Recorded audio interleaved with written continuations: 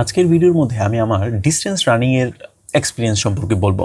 মানে আমি যখন ডিস্টেন্স রানিংয়ের কম্পিটিশনের জন্য প্র্যাকটিস করছিলাম, সেই প্র্যাকটিস প্রস্তুতি সেই সমস্ত অভিজ্ঞতা নিয়ে আজকের ভিডিওটা আমি সাজাবো। ডিস্টেন্স রানিং এটা আবার কোন ক্ষেত্রের মূলা? দেখেন, রানিং মানে দৌড়াদৌড়ির কথা বলতেছি। দৌড়াদৌড়ি জিনিসটা হচ্ছে দুই ধরনের, ঠিক আছে? একটা হচ্ছে খুব দ্রুত যে দৌড়ান, মানে একদম আমরা যেটা স্কুল কলেজ ভার্সিটির মধ্যে দেখা আসতেছি যে আপনি 100 মিটার দৌড় প্রতিযোগিতা, 200 মিটার দৌড় প্রতিযোগিতা বা 400 কিংবা 800 মিটারের যে দৌড় প্রতিযোগিতা, ওইটাকে বলা হয় স্প্রিন্ট। উইসান বোল্ট যেটা দৌড়ায়, ঠিক আছে, স্প্রিন্ট বলে এটাকে। একদম সর্বোচ্চ জোর দিয়া, মানে নিজের যত স্ট্যামিনা আছে সব এক মিনিটের ভিতরে বা 30-40 সেকেন্ডের ভিতরে যত তাড়াতাড়ি সম্ভব আপনি জাস্ট সমস্ত স্ট্যামিনা দিয়ে এক জায়গা থেকে অন্য জায়গাতে কয়েকশো মিটার আপনি দৌড়ালেন। এটা হচ্ছে স্প্রিন্ট। এটা হচ্ছে প্রথম ক্যাটাগরি। দ্বিতীয় ক্যাটাগরি হচ্ছে ডিস্টেন্স রানিং, যেখানে আসলে মিটারে হিসাব হয় না, বরং কিলোমিটারে হিসাব হয়। খুবই জনপ্রিয় একটা শব্দ ম্যারাথন। এই শব্দটা হয়তো আপনারা কখনো না কখনো শুনছেন। ম্যারাথন হচ্ছে 42 কিলোমিটারের একটা লং ডিস্টেন্স রানিংয়ের একটা ট্র্যাক, ঠিক আছে? ট্র্যাক না, মানে ম্যারাথন শব্দটা মানে হচ্ছে 42 কিলোমিটার দৌড়াতে হবে। ম্যারাথন শব্দটা কার কাছ থেকে জানি আসছিল, কোনো ব্যক্তি বা কোনো স্থানের নাম হয়তো হতে পারে। মানে দ্বিতীয় বিশ্বযুদ্ধ নাকি কোনো এক যুদ্ধের সময় একটা মানুষকে বলা হয়েছিল যে তুমি এই বার্তাটা ওই মানুষকে দিয়ে আসো। তো ওই বার্তাটা ওই মানুষকে দেওয়ার জন্য একটা সৈনিক আপনার 42 কিলোমিটার দৌড়ে তারপর ওনাকে গিয়ে বার্তাটা দিছিল। তো এর কারণে এই জিনিসটাকে, এই স্মৃতিটাকে, ওই ঘটনাটা অনেক বেশি ঐতিহাসিক ছিল, যার কারণে এই জিনিসটাকে কম্পিটিশনের মধ্যে নিয়ে আসা হয়েছে এবং এই জিনিসটাকে খুব এনজয় করা হইতেছে অ্যাথলিটদের মধ্যে। মানে ওইখান থেকে এই জিনিসটা শুরু হয়েছিল, সবাই এই জিনিসটা সেলিব্রেট করে। এই জিনিসটা মানে স্প্রিন্ট কীভাবে শুরু হয়েছে, মেবি শিকার করার জন্য স্প্রিন্ট করতে হয় বা এই ধরনের জিনিস। এই ডিস্টেন্স রান কেন করতে হয়? এই জিনিসটাকে সেলিব্রেট করার জন্য, ঠিক আছে? সেলিব্রেশনের মধ্যে মধ্যে এই কম্পিটিশনটা, এই ডিস্টেন্স রানিংয়ের কনসেপ্টটা চলে আসছে। তো আপনারা তো গত কয়েকটা ভিডিও যদি দেখে থাকেন তাহলে দেখবেন যে আপনারা জানবেন যে আমি অনেক এক্সারসাইজ করা শুরু করছিলাম কলেজ লাইফের একদম শেষের দিকে। আমি একদম হালকা করে বলি, আমি আর্মির জন্য প্রিপারেশন নিচ্ছিলাম। তার সাথে সাথে একটা মানে খুব গুণী মানুষদের সাথে আমি পরিচয় হয়েছিলাম, যারা অনেক বেশি অ্যাথলেটিক, যারা রেজা স্যারের কথা বলতেছিলাম, এমরানুর রেজা স্যার, যিনি আমাকে আহ্বান জানাইছিল একটা ডিস্টেন্স রান কম্পিটিশনের মধ্যে অংশগ্রহণ করা। 7.5 কিলোমিটারের একটা দৌড় হবে। ডিস্টেন্স রান সাধারণত 5 কিলোমিটারের হয়, 7.5 কিলোমিটারের হয়, 10 কিলোমিটার, 15, 16, 22 কিলোমিটার, এরকম অনেক রেঞ্জে হয়। 80 কিলোমিটারেরও হয়, ঠিক আছে? মানে 42 কিলোমিটার হচ্ছে ম্যারাথন, আর 42 কিলোমিটারের উপরে যেগুলো ওগুলো হচ্ছে আলট্রা ম্যারাথন, আরও বেশি বড়। 180 কিলোমিটারেরও হয়, যেখানে 2-3 দিন ধরে ম্যারাথন, মানে 2-3 দিন ধরে মানুষজন দৌড়াইতে নাকি ওরা এক জায়গাতে রেস্ট নেয়, তারপর ওই জায়গার মধ্যে খাওয়া দাওয়া করে, ঘুমায়, তারপর আবার দৌড়ায়। মানে এই ধরনের কনসেপ্ট নাকি আছে, বাংলাদেশের মধ্যেই আছে। এরকম না যে এটা গ্লোবাল জিনিসপত্র, ইন্টারন্যাশনাল জিনিসপত্র, বাংলাদেশে হয়। কক্সবাজারের মেরিন ড্রাইভের যে রাস্তা আছে, এটার মধ্যে নাকি এই ধরনের আলট্রা ম্যারাথনের ব্যাপার স্যাপার হয়। আমার যাওয়ার ইচ্ছা আছে বুড়া হওয়ার আগে। তবে অদ্ভুত ব্যাপার হচ্ছে, বৃদ্ধ মানুষ যারা আছে, যারা কিনা অনেক বেশি বয়স্ক, তারাও এইসব কম্পিটিশনের মধ্যে অংশগ্রহণ করে। ওকে, ফাইন। আমার নিজের এক্সপিরিয়েন্স বলি। কোত্থেকে শুরু করবো আমি এটা ভাবতেছি।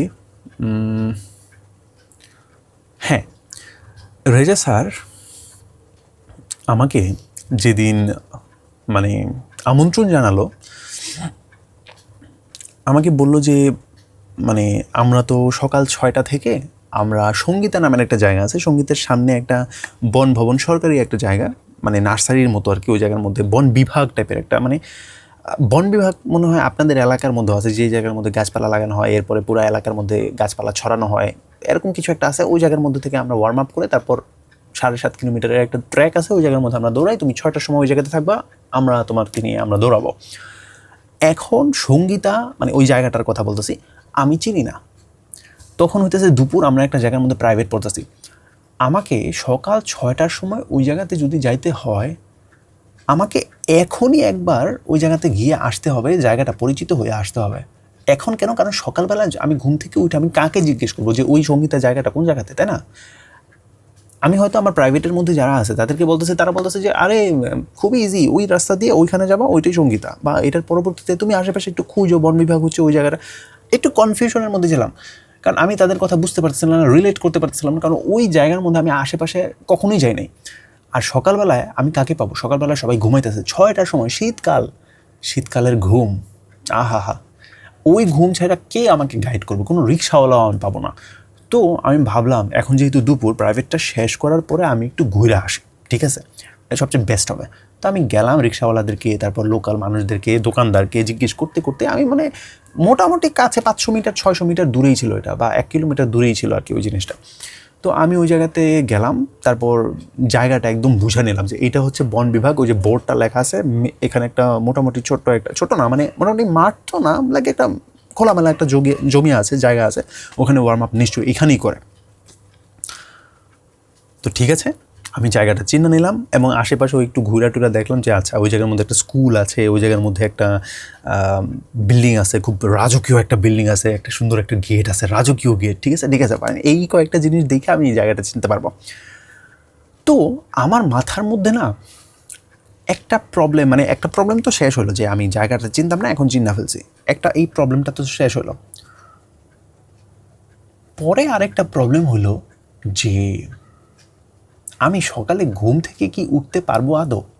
আমার অনেক বড় একটা প্রবলেম ছিল, আমি খুব ঘুম কাতুরে একটা মানুষ, আমি খুবই ঘুমপ্রিয় একটা মানুষ। আর শীতকাল, যেটা বলতেছিলাম, যে শীতের ঘুম কেমনি করে, আমার সকালবেলা না আপনার 8টার সময় একটা প্রাইভেট ছিল এবং 9টার সময় আরও একটা প্রাইভেট ছিল।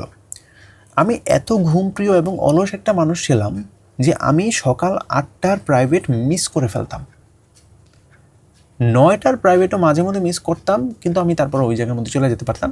মানে আচ্ছা, আমার মনে হয় 3টা প্রাইভেট ছিল। একটা ছিল সকাল 7টার সময় একটা প্রাইভেট ছিল ইংরেজি প্রাইভেট, সকাল 8টার সময় একটা প্রাইভেট ছিল কেমিস্ট্রি প্রাইভেট, এবং সকাল 9টার সময় আরেকটা প্রাইভেট ছিল গণিত প্রাইভেট। এই 3টা প্রাইভেট ছিল। আমি কখনোই সকাল 7টার প্রাইভেট ধরতে পারতাম না। স্যার, আমরা আগে দুপুরবেলা পড়তাম, স্যার কি মনে করলো যে উনি আমাকে বললো যে তুমি 7টার সময় আসবা, কারণ 7টার সময় সব ব্রিলিয়ান্ট স্টুডেন্টরা এই জায়গার মধ্যে আসে, তুমি ওদের সাথে যদি পড়ো। আমি খুব খারাপ স্টুডেন্ট ছিলাম, কিন্তু টিচারদের সাথে আমার খুব মানে থাকে না, টিচারদের সাথে একটা খাতির করে ফেলছি, তো টিচার আমাকে খুব পছন্দ করতো। তো উনি বলতো যে এই ব্রিলিয়ান্ট স্টুডেন্টদের সাথে তুমি এই ব্যাচটার মধ্যে ঢুকো, তুমি খুব ভালো করতে পারবা। তো উনি আমাকে 7টার সময় বলছে। আমি জাস্ট কয়েকদিন গেছি, 1 দিন 2 দিন, পরবর্তীতে আমার ঘুমই ছুটে না, আমি কীভাবে যাবো, তাই না? তারপর 8টার সময় কেমিস্ট্রির মধ্যে আমার ছুটে যেত, আমি তখনও ঘুম থেকে উঠতে পারতাম না। মানে ঘুম থেকে 8টার সময় উঠতাম, ফ্রেশ হইতে 8:30 বেজে যেত। ওমা! তো ভাবতাম 8:30টার সময় এখন আর গিয়ে কী করবো, গালি খাওয়ার থেকে ভালো আমি খাবার খাইতে খাইতে 9টা বেজে গেছে, আমি চলে যাই অঙ্কর ইয়ার মধ্যে। আমি কখনোই 7টার সময় ঘুম থেকে উঠতে পারতাম না, 8টা বেজে যেত। আর রেজা স্যার আমাকে আহ্বান জানিয়েছে 6টার সময় ওই জায়গাতে উপস্থিত থাকতে, 6টার সময়। আমি রাত্রেবেলা যখন বিছানার মধ্যে শুইছি, আমি মানে সকাল আসলে এইটাই ভাবতেছিলাম যে আমি যাব কীভাবে, আমি তো ঘুম থেকেই উঠতে পারবো না। আর অন্যদিকে আমার খুব এক্সাইটমেন্ট কাজ করতেছিল যে এতদিন পরে আমি কিন্তু অনেকগুলো ভিডিওর মধ্যে বলছিলাম যে আমি খুব ইন্ট্রোভার্ট একটা মানুষ, আমি মানে বলতে বলতে মুখ দিয়ে ফেনা তুলে ফেলতেছি, আপনারা হয়তো বিরক্ত হয়ে গেছেন। আমি ঘর থেকে খুব বেশি একটা বাইরে হই না, তো এই জায়গার মধ্যে 7.5 কিলোমিটার একটা জায়গা, বলতে গেলে আমরা ঘুরতেছি, তাই না, ঘোরাঘুরি করতেছি, মজা করতেছি, এনজয় করতেছি, দৌড়াদৌড়ি করতেছি, কম্পিটিশনের জন্য করতেছি, খুব এক্সাইটমেন্ট কাজ করতেছিল। এক্সাইটমেন্টের চোটে আমি করছি কি, একটা জিনিস আছে, আপনি যদি কমফোর্ট জোনের মধ্যে থাকেন না, আপনি খুব রিল্যাক্স হয়ে থাকেন, আপনি খুবই রিল্যাক্স থাকেন, ঠিক আছে। যেমন আপনি বিছানার মধ্যে শুইলেন, আপনার পছন্দের বালিশটার মধ্যে মাথা দিয়ে শুলেন, তো আপনি খুব সুন্দর আরামসে ঘুমাতে পারবেন। আপনার পছন্দের কোল বালিশটাকে জড়ায় ধরতেছেন, তো আপনি মানে খুব আরামসে ঘুমাতে পারবেন। তো আমি আসলে ভাবতেছিলাম যে এই কমফোর্টনেসটা যদি ছুড়ায় দিই, তাহলে আমার মনে হয় আমি সকালবেলা ঘুম থেকে তাড়াতাড়ি উঠে পড়তে পারবো। কারণ আমার কাছে সবসময় একটা ইচিং হবে যে আরে কী হইতেছে, আমার কেন আমি কমফোর্টেবল না, তো আমার হয়তো ঘুম থেকে খুব সুন্দরভাবে উঠে পড়বো। আমি কি করছি, যে রানিং শ্যুটা ছিল না, আমি একটা ক্যাটস কিনছিলাম 1800 টাকা কি 2000 টাকা দিয়ে, আমি কেন বললাম দামটা আমি জানি না। আমি করছি কি, ওই জুতাটা পরে তারপর আমি খাটের মধ্যে শুয়েছি। খাট ধুলায় ভরে গেছে, আমার ধুলা বালু আমার পায়ের মতো লাগতেছে, কিন্তু আমি এমনি শুবো।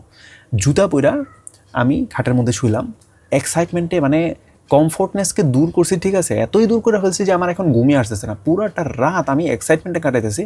রাত 3টার সময় আমার যেই হোস্টেলের মধ্যে আমি হোস্টেলে থাকতাম, তো আমার রুমমেটরা মানে ওই ফ্ল্যাটের মধ্যে সবাই ছিল জিপিএ 5, একমাত্র আমি ছিলাম গোবর গণেশের থেকেও নিচে। আমার রেজাল্ট ছিল 3.83, ঠিক আছে, জিপিএ 5-এর জিপিএ 4ও পাইছি না আমি। তো আমার ভাগ্য জানি কেমন যে আমার এই ব্রিলিয়ান্ট মানুষদের সাথেই আমার যুক্ত হওয়া হয়ে যায়, ঠিক আছে। আমি সবচেয়ে জঘন্য মানুষ, কিন্তু পুরো ফ্ল্যাটের মধ্যে সমস্ত ব্রিলিয়ান্টদের মধ্যে আমাকেই মানে কেমনে কেমনে জানি আমার এই জায়গার মধ্যে ঠাঁই হয়ে গেছে, এবং সবার সাথে আমার খুব ভালো একটা বন্ধুত্ব হয়ে গেছে। মানে দেখেন, আমি পড়াশোনা খুব বেশি ভালো করতে পারি না, কিন্তু মানুষের সাথে মিশতে পারি খুব ভালো করে, ঠিক আছে, এটা হচ্ছে আমার একটা গুণ।